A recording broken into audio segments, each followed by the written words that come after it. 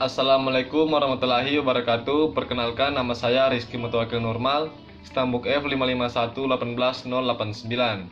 Jadi di sini saya akan menjelaskan sedikit tentang poin-poin penting mengenai pohon keputusan dan program linear.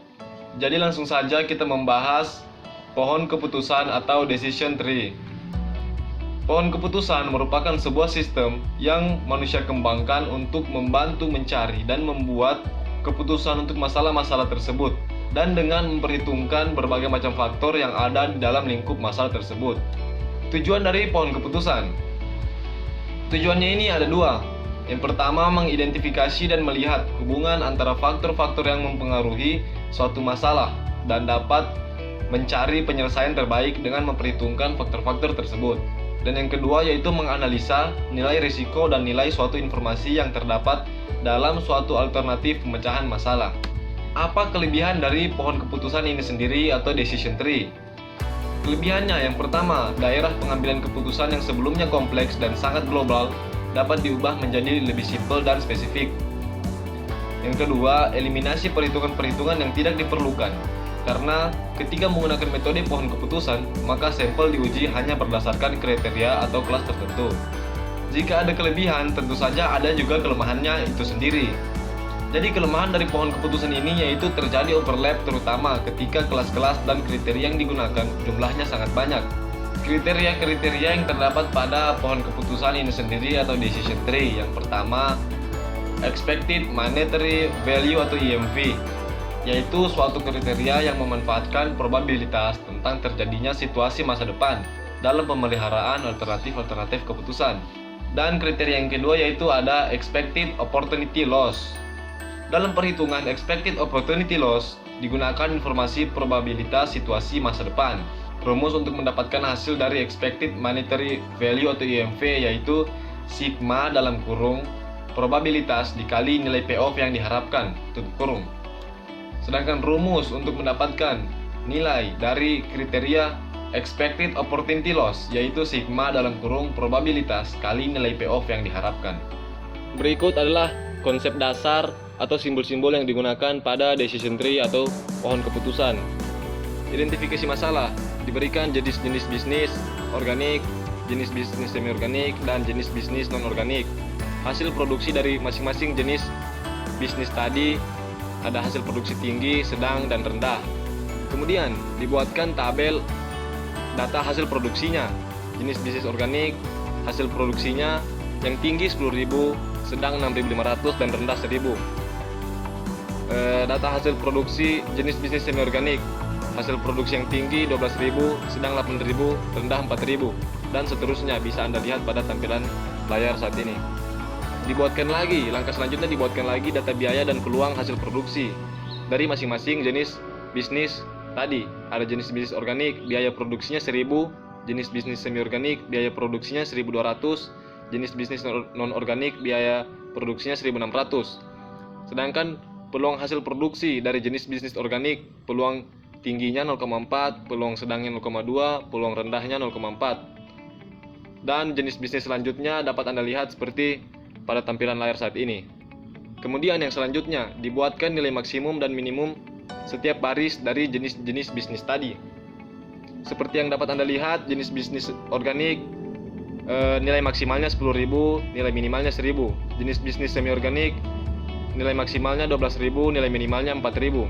Dan jenis bisnis non organik nilai maksimalnya 15.000, nilai minimalnya 8.000. Dari data-data yang telah kita kumpulkan tadi, dicari nilai EMV-nya. Nilai EMV untuk setiap keputusan yang diambil adalah jenis bisnis organik. EMV-nya sama dengan 0,4 dikali 10.000 tambah 0,2 dikali 6.500 ditambah 0,4 dikali 1.000. Hasilnya yaitu 5.700. Mungkin ada yang bertanya, angka-angka ini dari mana didapatkan? Angka ini didapatkan melalui rumus yang digunakan pada pohon keputusan ini sendiri. Seperti yang saya jelaskan sebelumnya, rumusnya yaitu sigma dalam kurung probabilitas dikali nilai payoff yang diharapkan. Untuk nilai EMV dari jenis bisnis semi organik dan jenis bisnis non organik dapat Anda lihat pada tampilan layar saat ini. Setelah mendapatkan nilai EMV dari setiap keputusan yang diambil, maka dapat dihitung nilai keuntungannya. Nilai keuntungan dari setiap keputusan tadi didapat dari nilai IMV yang telah dihitung sebelumnya, dikurangi dengan biaya produksi dari setiap pilihan keputusan. Ini dia keuntungan untuk setiap keputusan yang diambil. Untuk jenis bisnis organik, keuntungannya 5.700 dikurang 1.000 sama dengan 4.700. Untuk jenis-jenis bisnis lainnya dapat Anda lihat pada tampilan layar saat ini. Nah, kemudian untuk setiap data-data yang telah kita kumpulkan, yang telah kita hitung tadi, dibuatkan pohon keputusan seperti yang dapat Anda lihat pada tampilan layar saat ini. Selanjutnya kita masuk pada pembahasan program linear. Pada program linear ini, kondisi pengambilan keputusan itu terbagi menjadi 3. Ada certainty atau kondisi pengambilan keputusan dalam kepastian. Ada risk atau kondisi pengambilan keputusan beresiko. Dan juga ada uncertainty, yaitu kondisi pengambilan keputusan ketidakpastian. Linear programming merupakan alat analisis atau teknik matematis yang digunakan untuk membantu manajer dalam pengambilan keputusan dalam kondisi deterministik atau mendasar pada asumsi-asumsi kepastian. Komponen dalam penggunaan linear programming adalah variabel keputusan, fungsi tujuan, dan fungsi kendala. Variabel keputusan merupakan nilai atau ukuran dari konsepsi tindakan pemilihan atas beberapa alternatif yang mempunyai range dan variasi untuk setiap alternatif yang berbeda-beda. Fungsi tujuan merupakan fungsi yang menggambarkan sasaran di dalam permasalahan linear programming yang berkaitan dengan pengaturan secara optimal sumber daya untuk memperoleh keuntungan yang maksimal atau biaya yang minimal. Fungsi kendala merupakan bentuk penyajian secara matematis batasan kapasitas yang tersedia yang akan dialokasikan secara optimal ke berbagai kegiatan. Ini dia contoh dari linear programming. Masalah produk mix, perusahaan ABC akan memproduksi 2 jenis produk, yaitu sepatu dan tas. Untuk memproduksi kedua produk tersebut diperlukan bahan baku A, bahan baku B, dan jam tenaga kerja. Maksimal penyediaan bahan baku A adalah 60 kg per hari, bahan baku B 30 kg per hari, dan tenaga kerja 40 jam per hari. Ini dia jenis bahan baku dan jam tenaga kerja. Bahan baku A dari sepatu itu 2, bahan baku A dari tas itu 3, maksimal penyediaannya 60 kg.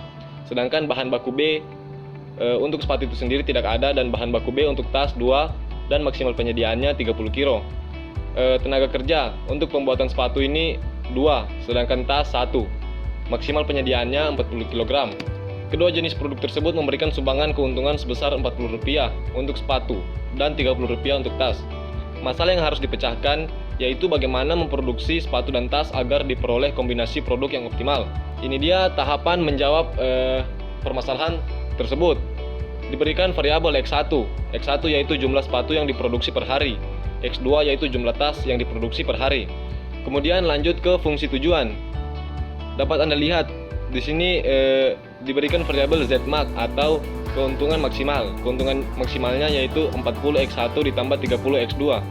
40 ini merupakan yaitu Rp40 untuk keuntungan sepatu, dan 30 kali X2, 30 ini merupakan keuntungan dari tas yaitu Rp30. Lanjut ke tahap fungsi kendala atau constraint. Di sini ada rumusnya 2x1 ditambah 3x2 kurang dari sama dengan 60. Itu tadi untuk bahan baku A. Dilihat pada tabel sebelumnya. 2x1 ini 2 ini merupakan bahan baku A dari sepatu. Dikalikan x1. X1 yaitu jumlah sepatu yang diproduksi per hari, ditambah 3x2. 3 ini dari bahan baku A untuk tas, untuk produksi tas. Kemudian X2-nya yaitu jumlah tas yang diproduksi per hari, kurang dari sama dengan 60. 60 ini dari maksimal penyediaan bahan baku A yaitu 60 kg. Nah, kita lanjut ke tahap akhir. Kasus tersebut jika diselesaikan baik dengan metode grafik maupun metode simplex akan diperoleh suatu keputusan yang optimal, yaitu X1 sama dengan 15 unit, X2 sama dengan 10 unit. Kemudian keuntungan maksimalnya Rp900. Hasil akhir tersebut memberikan informasi kepada manajemen bahwa untuk memperoleh kombinasi keputusan yang maksimal harus diproduksi sepatu atau X1 sebanyak 15 unit dan tas atau X2 sebanyak 10 unit, dan akan diperoleh Z atau keuntungan maksimal sebesar Rp900.